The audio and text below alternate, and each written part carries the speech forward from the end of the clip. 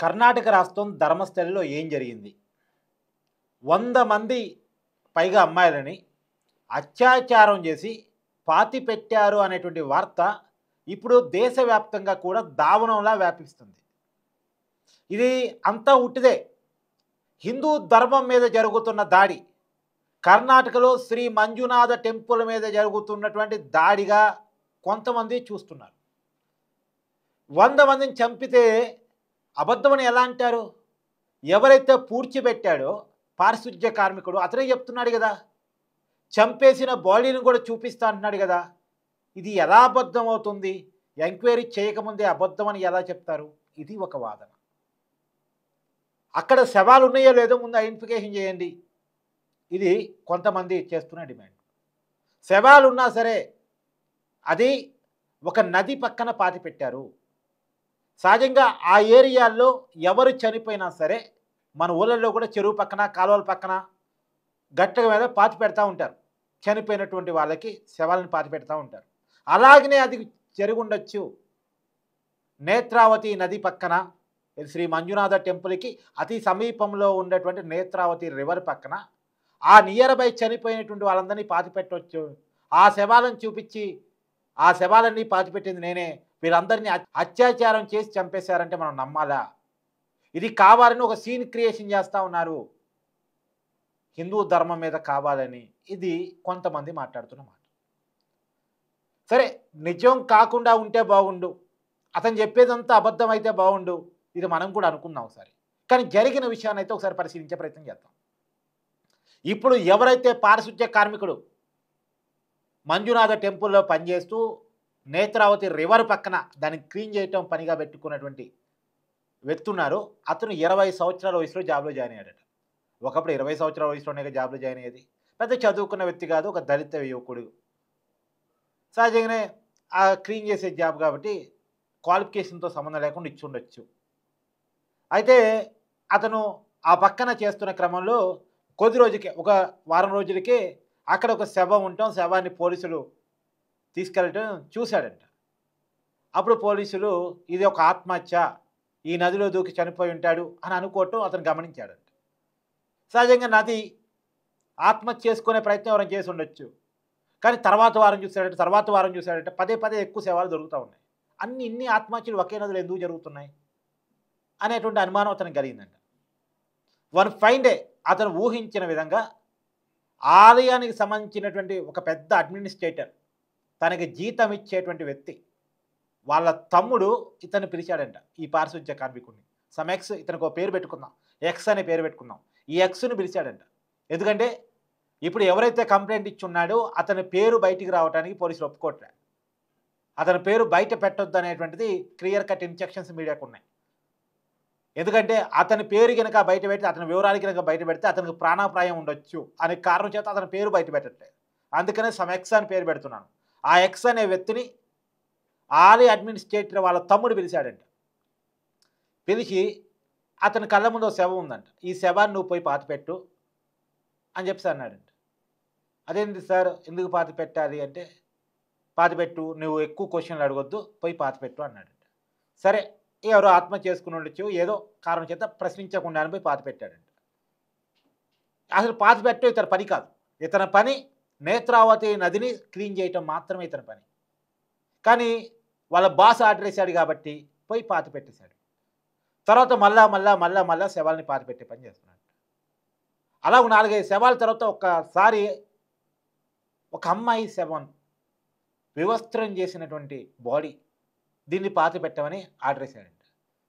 అప్పుడు ఆపుకోలేక అడిగాడంట, ఎవరు ఈ అమ్మాయి, ఏంటి పరిస్థితి, వివస్త్రం చేసి అంటే అతనికి అనుమానం వచ్చింది. ఆ పరిస్థితుల్లో ఆ బాడీని చూసిన తర్వాత ఈ అమ్మాయిని అత్యాచారం చేసి చంపుంటారు అనేటువంటి అనుమానం క్లియర్గా వచ్చింది. వస్తుంది కదా, వచ్చింది. అతను ఆయన నిలదీసి అడిగేటువంటి ప్రయత్నం చేస్తే, ఎక్కువ తక్కువ మాట్లాడవాకు, నీ ప్రాణం కూడా అలాగే పోద్ది, నేను పాతి పెట్టలేని మహాప్రభో అని వేడుకున్నాడంట. నువ్వు కనుక నేను చెప్పిన పని చేయకపోతే నీ శవాన్ని కూడా ఇలానే పాతి పెట్టాల్సి వచ్చింది, నీ కుటుంబ సభ్యుల శవాలు కూడా పాతి పెట్టాల్సి వచ్చింది. నువ్వు బయటకు చెప్పినా, పోలీస్ కంప్లైంట్ ఇచ్చినా ఎవరూ నన్నేమి చేయలేరు. నువ్వు కనుక బయటకు విషయాన్ని పొక్కదీసినా, లేదు ఈ శవాన్ని పాతి పెట్టకపోయినా నువ్వు కూడా శవం అవుతావు, నువ్వు కూడా భూమిలో పాతి పెట్టబోతావు, గతంలో ఉన్నవాడు నేను చెప్పిన పని చేయనందుకే అతని శవం పాతి పెట్టబడింది, నువ్వు వచ్చావు ఆ ప్లేస్లోకి అని వార్నింగ్ ఇచ్చాడంట. సహజంగానే తన కళ్ళ ముందే అనేక మందిని చంపి ఉన్న తర్వాత, అనేక బాడీని తనే పూడ్చిపెట్టిన తర్వాత తను కూడా ఇలా శవమై ఉండాల్సి వచ్చిద్దేమో అని ఒక భయం సగటు మనిషిలో కలిగిద్ది కదా, అలానే భయపడ్డాడంట. అందులో నువ్వు మాత్రమే కాదు నీ కుటుంబం కూడా ఇలానే అనేసరికి, అక్కడ లోకల్ పోలీసులు కూడా ఇతనికే కోఆపరేట్ చేస్తున్నారనేసరికి సహజమైన భయం వేసింది. నిజానికి ఆ టైంలో సోషల్ మీడియా ఇంకా యాక్టివ్గా లేదు. ఏ విషయం జరిగినా సరే సోషల్ మీడియాలో వచ్చే రోజులు కావవి. పైగా సీసీ కెమెరా ఫుటేజులు పెద్దగా లేని రోజులు అవి. ఇప్పుడు సీసీ కెమెరా ఫుటేజ్ పెరిగింది, ప్రతి చిన్న విషయం కూడా సోషల్ మీడియాలో వచ్చేస్తుంది. కాబట్టి అది పెద్దగా మీడియా యాక్టివ్గా లేని రోజులు, కొన్నిపాటి శాటిలైట్ ఛానల్స్ మాత్రమే ఉన్న రోజులు. ఆ శాటిలైట్ ఛానల్స్ని మేనేజ్ చేసుకుంటే చాలు ఏమైనా క్రైమ్ చేయొచ్చు అనుకుంటున్న రోజులు అవి.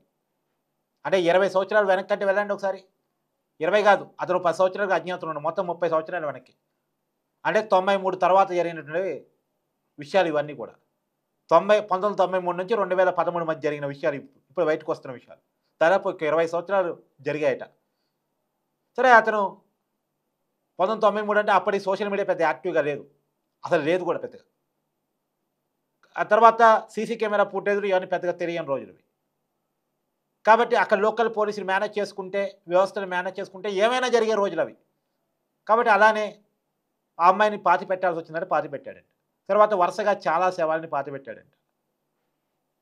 ఇప్పుడు మీకు కొన్ని కేసులు చెప్పాలి, ఉదాహరణ కోసం చెప్తున్నాను. 2003లో అనన్య భట్, ఈ అమ్మాయి కర్ణాటక రాష్ట్రంలోనే వేరే చోట కస్తూరిబా స్కూల్లో చదువుకుంటున్నటువంటి స్టూడెంట్. వాళ్ళ స్కూల్ మేనేజ్మెంటు విహారయాత్ర పెడితే ఫ్రెండ్స్తో కలిసి ఈ ధర్మస్థలి టెంపుల్కి వచ్చిందంట. మంజునాథ స్వామిని దర్శించుకుంది, తన మనసులో కోరికలు దేవుడికి చెప్పుకుంది. తర్వాత వాళ్ళ ఫ్రెండ్స్ షాపింగ్ చేద్దామంటే, నేను షాపింగ్కి వెళ్ళను, దేవుడి దగ్గర కూర్చుంటానికి కొద్దిసేపు, మీరు షాపింగ్కి వెళ్ళి ఇక్కడికే వచ్చేది, ఇక్కడ నుంచే మళ్ళీ తిరిగి మనం బయలుదేరేది అని చెప్పేసి వాళ్ళ ఫ్రెండ్స్కి చెప్పేసి, తను మాత్రం అదే టెంపుల్లో ఉంది, వాళ్ళ ఫ్రెండ్స్ మాత్రం షాపింగ్కి వెళ్ళారంట. వాళ్ళు షాపింగ్కి వెళ్ళొచ్చి చూస్తే ఈ అమ్మాయి లేదు, మిస్సింగ్. కొన్ని రోజుల తర్వాత ఆ స్కూల్ మేనేజ్మెంటు వాళ్ళ మదర్ సుజాత భట్కి ఫోన్ చేసి, సుజాత భట్ వాళ్ళ మదరు కోల్కత్తాలో సిబిఐ ఆఫీసులో స్టెనోగ్రాఫర్గా పనిచేస్తుంటారట. మీ కూతురు 3 రోజులుగా కనిపించట్లేదు, మిస్సింగు అని చెప్పారంట. వెంటనే భయపడి కర్ణాటక చేరుకున్నటువంటి ఆవిడ ఏం జరిగిందని ఎంక్వైరీ స్కూల్లో పిల్లల్ని అడిగి చేస్తే, రేష్మి అనేటువంటి ఒక స్టూడెంట్ చెప్పారంటే, అంటే ఈ ఎవరైతే మిస్సింగ్ అయ్యారో అనన్య భట్ ఫ్రెండ్, మేము ఇలా విహారయాత్రకి వెళ్ళామండి, విహారయాత్రకి వెళ్ళినప్పటి నుంచి మీ పాప కనపడటం లేదు అని చెప్పిందంట. ఆ విషయం తెలుసుకుని ధర్మస్థలికి వెళ్ళి అక్కడ లోకల్ పోలీసులకి మిస్సింగ్ కేసు కింద కంప్లైంట్ ఫస్ట్ రేజ్ చేశారంట. పోలీసులు కొంత నిర్లక్ష్యంగా వివరించారంట, ఎవరితో మీ అమ్మాయి లేచిపోయిందేమో ఇలా మాట్లాడే ప్రయత్నం చేశారంట. మా అమ్మాయి అలాంటిది కాదని ఆమె ఫైట్ చేస్తూ ఉంది. ఒక 3 నెలల తర్వాత ఈ సుజాత భట్ని కిడ్నాప్ చేసి చంపేసే ప్రయత్నం చేశారంట. కానీ అదృష్టం కొద్దీ బతికింది. హాస్పిటల్లో 3 నెలల తర్వాత ఆమె కళ్ళు తెరిచింది. అంటే అపస్మార స్థితిలోకి పోయిన ఆవిడ 3 నెలల తర్వాత హాస్పిటల్లో కళ్ళు తెరిచి మళ్ళీ ఇప్పుడు బిడ్డ కోసం ఫైట్ చేస్తూ ఉంది. ఇప్పుడు ఈ విషయం బయటకు వచ్చిన తర్వాత ధర్మస్థలికి వచ్చి మళ్ళీ పోరాటం చేస్తుంది లీగల్ టీమ్ తోటి. నా కూతుర్ని కూడా ఇలా అత్యాచారం చేసి చంపి పాతి పెట్టారేమో అని. ఎందుకంటే ఆమె చెప్తున్నటువంటి ప్రధాన విషయం, ఆ రోజుల్లో ఆమె ఎంక్వైరీ చేస్తున్న క్రమంలో కూడా అక్కడ లోకల్ వాళ్ళు చెప్పింది ఏంటంటే, ఇక్కడ ఆలయ అధికారులతోటి మీ అమ్మాయిని మేము చూసాం అని చెప్పారంట. ఇలాంటి సంఘటనలు అనేకం. ఇప్పుడు సౌజన్య అనేటువంటి ఒక స్టూడెంటు, ఆమెకు సంబంధించిన విషయాలు కూడా బయటకు వస్తూ ఉన్నాయి. సౌజన్యను కూడా అంతే దారుణంగా చంపారు అనేటువంటి. ఇలా సౌజన్య, అనన్య భట్టు ఇలాంటి అనేక సంఘటనలు మన కళ్ళ ముందే మెదులాడుతున్నప్పుడు, బయటకు వస్తున్నప్పుడు ఇది ఎలా అబద్ధమవుతుంది? అయితే ఇప్పుడే ఎందుకు పారిశుద్ధ్య కార్మికుడు బయటకు వచ్చాడు? ఇప్పుడే ఎందుకు చంపేసిన విషయాలు బయట పెడుతున్నాడు? ఎక్కడ ఏ శవాన్ని పాతిపెట్టిందో కూడా చాలా క్లియర్గా నేను చెప్తాను అని చెప్తున్నాడట.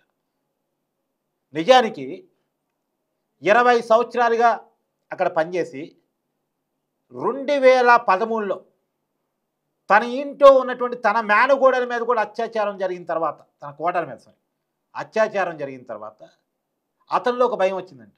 సో ఈ విషయం నా దాకా వచ్చింది, నా కుటుంబం దాకా వచ్చింది, అప్పుడు తన కుటుంబాన్ని తీసుకొని 2014లో రాష్ట్రాన్ని వదిలేసి, ఉద్యోగాన్ని వదిలేసి వెళ్ళిపోయి వేరే రాష్ట్రంలో ఉండటం స్టార్ట్ చేశాడు. అజ్ఞాతంలోకి వెళ్ళాడు. ఒక 10 సంవత్సరాల అజ్ఞాతం తర్వాత నాకు గిల్టీ అనిపిస్తుంది, నన్ను పాపం వెంటాడుతుంది, నా చేతులతో కొన్ని వందల మందిని పాతిపెట్టాను, ఆ శవాలను కూడా మీకు చూపిస్తాను, ఎక్కడెక్కడ పాతిపెట్టాను, ఏమేం చేశాను, అన్ని విషయాలను మీకు వివరిస్తాను, చూపిస్తాను అని చెప్పేసి అతను పోలీసుల ముందుకు వచ్చి కంప్లైంట్ రేజ్ చేయటం, ఆ కంప్లైంట్ సోషల్ మీడియాలో వైరల్గా మారటం ఇప్పుడు దేశవ్యాప్తంగా కూడా పెద్ద చర్చగా జరుగుతూ ఉంది.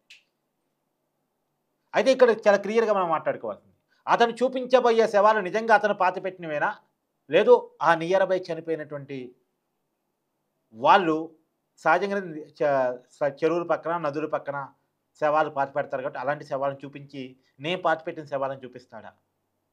ఏది ఏమైనా అతను చూపించేటువంటి శవాలకి DNA టెస్ట్ చేస్తే కానీ నిజం తేలదు. కానీ పోలీసుల వైపు నుంచి అది కనపడట్లేదు. DNA టెస్ట్ చేసి నిజాలు తేల్చేటువంటి ప్రక్రియ అక్కడ లోకల్ పోలీసు నుంచి కనపడట్లేదు. ఎందుకు కనపడట్లేదు అని అడిగితే పోలీసులు చెప్తున్నటువంటి రీజన్ కొంత విచిత్రంగా అనిపిస్తూ ఉంది. నిజానికి శవాలను ఫైండింగ్ చేస్తే, శవాలను ఫైండింగ్ చేసినటువంటి మరుక్షణం ఎవరైతే కంప్లైంట్ చేసిన ఎక్స్ పర్సన్ ఉన్నారో ఆ ఎక్స్ పర్సన్ పారిపోతాడు అని పోలీసులు ముందే చెప్పడం ఏంది? పారిపోకుండా నువ్వేం చేయగలవు అది చేసి ఆ శవాలను కనిపెట్టి DNA టెస్ట్ చేయాలి, కానీ అతను పారిపోతాడు అని చెప్పేసి అతను చెప్తున్న కంప్లైంట్ని ఇన్వెస్టిగేట్ చేయవా?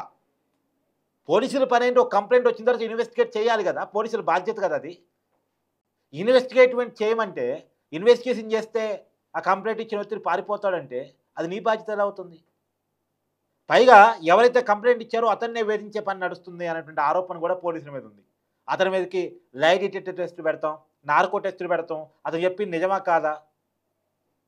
సరే, అది కోర్టు అనుమతి కావాలి. నార్కో టెస్ట్కైనా, లై డిటెక్టర్ టెస్ట్కైనా, బ్రెయిన్ టెస్ట్కైనా ఖచ్చితంగా కోర్టు అనుమతి కావాలి. కోర్టు అనుమతి ఇచ్చిన తర్వాత ఆ కావాల్సిన టెస్టులు చేసుకోవచ్చు. ఇప్పుడైతే అతను చెప్తున్న వివరాల ప్రకారం అతను బాడీ చూపిస్తానంటున్నాడు, ఎక్కడ పాతిపెట్టాను చూపిస్తానంటున్నాడు, వాటి ఫైండింగ్ చేయాల్సిన అవసరం పోలీసులకు ఉంది కదా అనేటువంటి చర్చ చాలా ప్రధానంగా ఉన్నటువంటి చర్చ. నిజానికి ఇక్కడ రాష్ట్ర ప్రభుత్వం కొంత నిర్లక్ష్యంగా ఉంది, కేంద్ర ప్రభుత్వం కూడా నిర్లక్ష్యంగానే ఉంది. కొన్ని వందల మంది అమ్మాయిని పాతిపెట్టాను అనే వార్త ఒక వ్యక్తి వచ్చి చెప్పిన తర్వాత సీరియస్గా ప్రభుత్వాలు రియాక్ట్ కావాల్సిన అవసరం ఉంది. అది నిజమా అబద్ధమా ఫస్ట్ తేల్చాల్సిన అవసరం ఉంది. ఎందుకంటే ఒకటే, నిజానికి ఇక్కడ హిందూ మతాన్ని, దేవుణ్ణి ఒక్కసారి పక్కన పెట్టేద్దాం. మతం కంటే మనిషి ముఖ్యం, మనిషి ముఖ్యం, మనిషి ప్రాణం ముఖ్యం, ఆడబిడ్డ ముఖ్యం. దేవుడు కూడా చెప్పేది అదే కదా.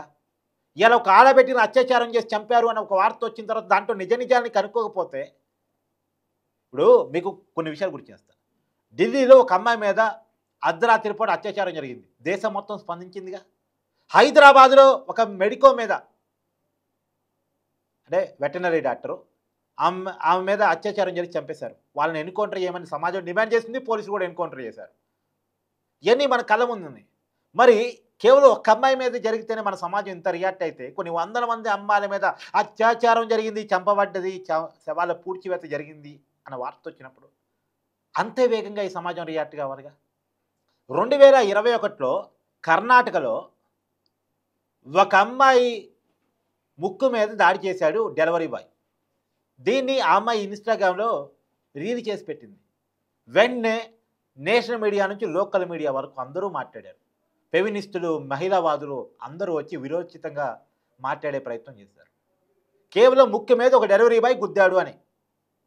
చివరికి పోలీస్ ఇన్వెస్టిగేషన్ ఇదంతా ఒక అబద్ధం అనేది తేలింది. సరే, అబద్ధమా నిజమా పక్కన పెడితే, ఒక్క ముక్కు మీద గుద్దినందుకే ఇంత మాట్లాడిన ఫెమినిస్టులు, మహిళావాదులు ఇప్పుడు ఇంతమంది అమ్మాయిల మీద ఏదో జరిగింది అని వార్త వచ్చినప్పుడు ఎందుకు మాట్లాడలేకపోతున్నారు? నోళ్ళు ఎందుకు మూసుకుపోయినాయి? ఈ సమాజానికి ఏమైంది? దేవుడు ముసుగులో, ధర్మ ముసుగులో